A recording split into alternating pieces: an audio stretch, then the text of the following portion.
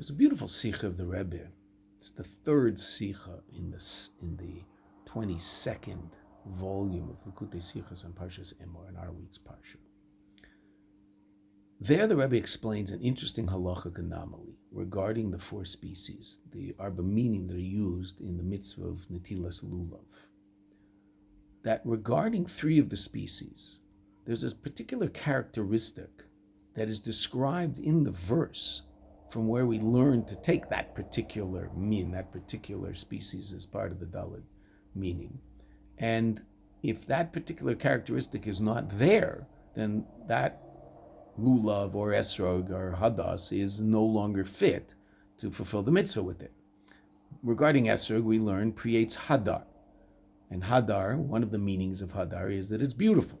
Therefore, we learn that a dry esrog, an esrog that's not beautiful, one can't fulfill the mitzvah with it. It's possible. It's disqualified to fulfill the mitzvah with it. So too regarding lulav. Regarding lulav, it says kapos tamarim.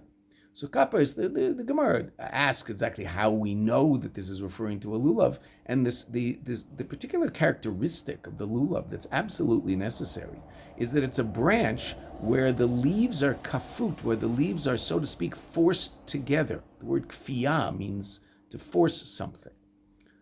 Coerce. So the leaves are, so to speak, forced together, and that's indeed how they grow. Now, of course, they have to be forced together in such a way that theoretically they could split apart, and we know that that can also happen with a lulav. Now, if they split apart too much, then the lulav is pasul, nifratzu alav. If the leaves have spread out so much that the lulav is like a fan, so then the lulav is a pasul lulav. And even if they do spread out, they have to be tied back together. If they spread out in a way that what's called nifradu alav, they've separated, they should be bound together. And we bind our lulav with the rings that hold it together. Also regarding the hadas is anafetz aves. It's a type of branch where the leaves grow. Av means thick, but it also refers to some sort of braided-like reality. So the leaves grow in such a way that they are thick enough to cover the branch itself, so you shouldn't see it. And they grow, of course, what's unique about the hadas is they grow three together from every level of the branch, and they grow in threes. And if they don't grow in threes, then it's no longer a good esrog. It's no longer a good hadas. So each of them has a particular characteristic that is what's called ma'akev. If that characteristic isn't there, then one can't fulfill the mitzvah with it. Regarding aravos, it's very interesting. The Torah says that aravos are arvei nachal. Now, what does that mean? That means very simply that it's an arava, a willow that grows by a brook. And that's where willows often grow, by a water source. So you would think that in order to fulfill the mitzvah, you should bring an arava that grows by a brook. But that's not the case. You can bring any arava. Any arava works, even an arava that grows in the mountain, an arava that's watered by rainwater or watered by a person themselves. It happens to be in my backyard. There's an arava tree, and those aravas are certainly kosher for aravas. We don't live on a river. So why is the arava different than the other three? And the Rabbi says something very fascinating. This is actually one of the cases where the simple meaning of things just really doesn't explain the halacha as clearly as it could, and one has to go to deeper meanings of the Torah, as the Torah itself sometimes says, this pasuk says, please darshan me, learn me on a deeper level to truly understand what I'm about. Now we know from other medrashim that the four species relate to four different kinds of Jews, right? And what is that? That the lulav has a taste and has a smell.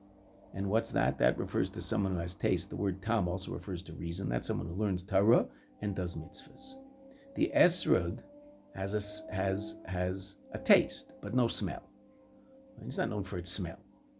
So that refers to someone who learns, but isn't necessarily known for great righteousness regarding the performance of mitzvahs. That doesn't mean they don't perform mitzvahs at all, of course, but that they're not known for that. Their expression of their avodas Hashem is focused more on their learning. Then there's the arava, which has a smell. The hadas, which has a smell and no taste, which is the person who does mitzvahs, whose focus is on doing mitzvahs and not necessarily on learning.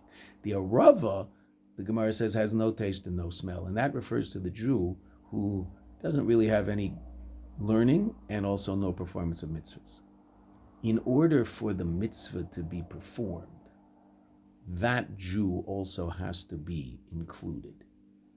In order for the mitzvah to be proper, you can't leave out the arava, even though the arava has no particular milas, no particular advantages himself. But what is the advantage of the arava when we're talking about the 4 different types of Jews that must be bound together in order to make a true expression of the power of the Jewish people? That's the Jew who the only thing you can say about that person is he's a Jew. There's an existential and essential reality. On a revealed level, there doesn't seem to be any loftiness in this Jew whatsoever. You can't see great scholarship. You can't see great righteousness. But what does this Jew have? This Jew has the essential quality of being a Jew. And without that Jew, Arba Minim is not a kosher Arba Minim.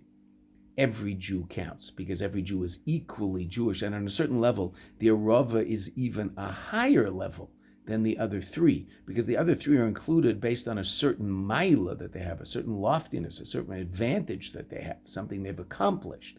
Whereas the arava expresses the essential nature of the Jew as a Jew simply because that's who he is. That's not what he's done. That's not based on what he's accomplished. It's an expression of his essential existence. And his essential existence is incredibly powerfully connected to HaKadosh Baruch Hu. And the Medrash says that all 4 of them must be together and mechaprim zel zeh. They atone for each other, meaning there's something that each of them brings to the table that the others don't bring, and that's absolutely necessary. And what does the arava bring? That incredibly powerful, essential connection. And that's why, interesting enough, the Rabbi does not say it in the Sicha, but it is interesting in other Sichas. The Rabbi talks about it. At the end of Sukkot, what's the essential mitzvah of the 7th day of Hoshana Rabbah is dafka the arava. We've reached the state of expressing the essential connection of the Jews to the Eibishter, the Jews to HaKadosh Baruch Hu. I once heard a story, an amazing story, that our Rebbe told 2 young men in 770. I believe those 2 young men are they grew up obviously to be rather well-known rabbis, Rabbi Sharfstein and Rabbi Edelman, but they were Bochrim in 770 in the times of the previous Rebbe. And the Rebbe came down from visiting our Rebbe came down from visiting his Rebbe, the previous Rebbe, and saw them and said, I just heard something incredible from the Rebbe. Would you like to hear it? They, of course, said yes. What did the Rebbe hear?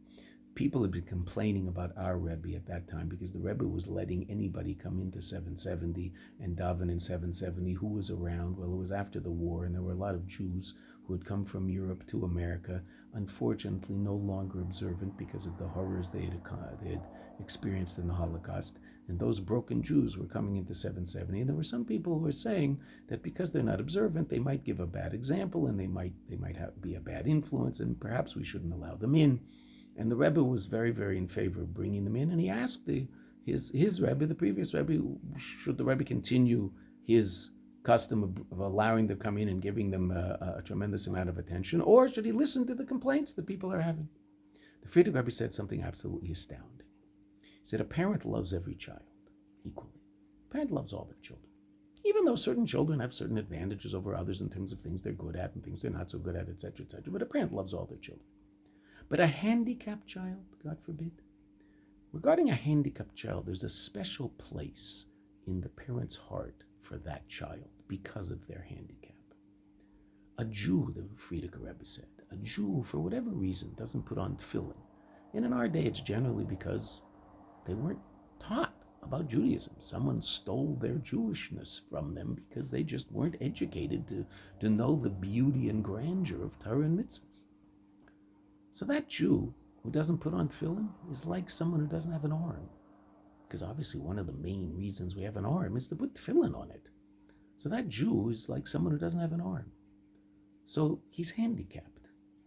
There's a special place in the heart of the parent for that handicapped child. That's what the Frierdiker Rebbe told our Rebbe, which is really an astounding idea. And that's the arava.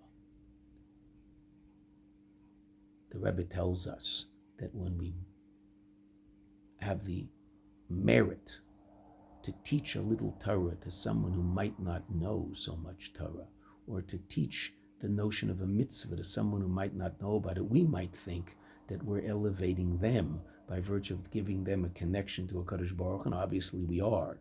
But the Rebbe teaches us that when the menorah was lit, the kohen that lit the menorah would get up on a stool to light the menorah. When we light the neshama of another Jew, we are elevated ourselves by virtue of that, because we're revealing the essential connection that that Jew has to a Kadosh Baruch Hu. We're revealing the arava in them, in that they too are ultimately as much part of this grand, beautiful reality called Am Yisrael, the Jewish people.